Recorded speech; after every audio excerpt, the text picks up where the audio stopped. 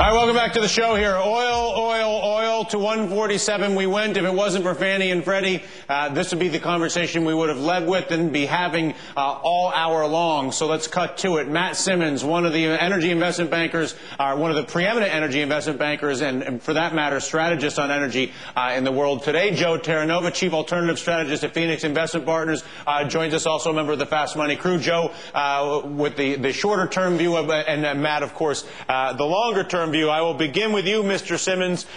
Your thoughts on where oil is, the rationale of the price, whether it's even worth debating as much in its direction over the next 6 to 12 months, in your view. You know, I'm just flabbergasted about all the misinformation going around in the last few weeks, when oil prices have finally started to catch everybody's attention. And you know, we're wasting so much time going on a witch hunt trying to find out who got the prices so high. What we ought to be doing is doing our homework for what we didn't learn in the last decade, the fact that we were giving oil away, and it's still cheap, and it's going to go higher. It might go way higher. So define way higher, and what would you have? What would be the biggest if you were in charge, if you were the energy czar in this country? What would you do? Well, you need to be energy czar in the world to make an impact, and we don't have that. I anoint you as such. Okay. What I would do is I would put a floor under oil prices today, and as soon as they go higher, I'd put a new floor to make sure that everyone has the confidence that this is not going to collapse, because it's not going to collapse. But if everyone thinks it's going to collapse, we won't do any of the steps to get out of this enormous hole we're in. So the biggest problem you're saying is right now the false belief that this is a temporary energy spike. Yeah, it's terrible. The idea it's a bubble, or that it's just speculators, or that basically you know, OPEC is holding 2 or 3 or 4 million barrels a day off the market. This is all poppycock.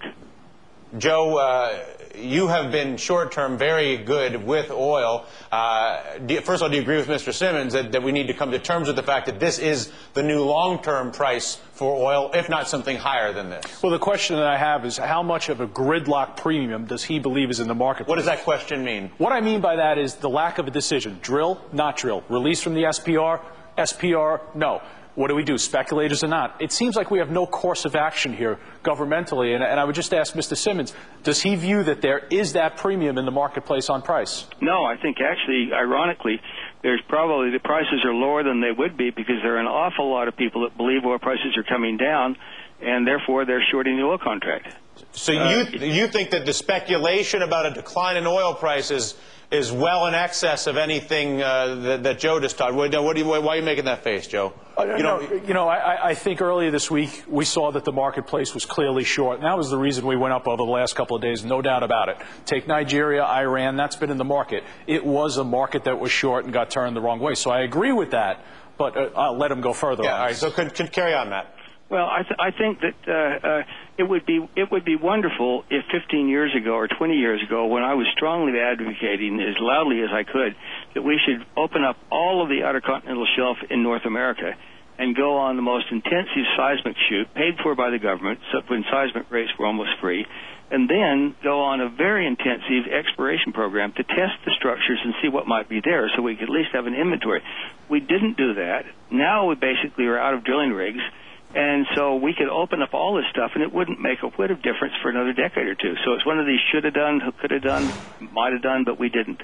What will be done, in your opinion? What do you think actually is forget what you think should be done, is the probable scenario for energy in America over the next 6 months and then over the next 6 years, for that matter, 10 years even? I think, unfortunately, the probable scenario is that we're going to basically keep dropping our inventories and feeling good about it, hoping that basically that'll bring around a price collapse, assuming that might be actually demand declining when it's not, and then we're going to have a shortage.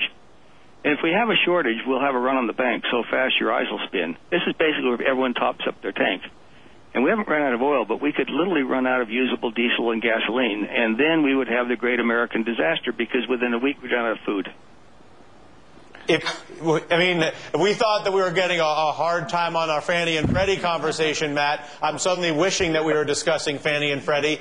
Do you have any reason to have confidence that anyone in government or in the private sector can avert the horrendous scenario that you offer up? Yeah, I think if we basically had a big wake-up call and Monday morning we all agreed that we would stop ever talking about, let's go back to low prices, and we said, let's basically, take a lockstep and be a hasty retreat from our heavy addiction to oil and gas use because we don't have enough, and we start living in villages again, and we go back to we eliminate long distance commuting by liberating the workforce and paying by productivity and growing food locally, and we start embracing an enormous amount of R&D into some things we're not really doing much about today, like ocean energy and geothermal.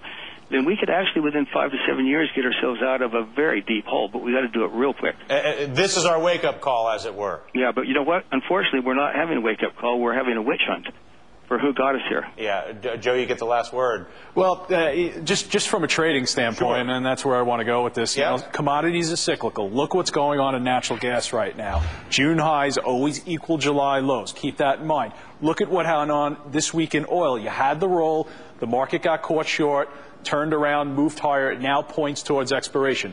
But at the end of the day, I think stay in the energy space. Look at the integrated names. We've spoken about Suncar beginning to rise. Next week, I myself will take a look at the refiners. They are ridiculously cheap. And at the end of the day, I brought this to my friend Jeffrey. He's 100% right. Use your crayons. They work. They work. Obviously, in the short term, they do work. Mr. Simmons, thank you for the time. We look forward to having you back sooner rather than later. Again, the bottom line from him, wake up, America, on energy. Stop the witch hunt and start looking for solutions individually and collectively.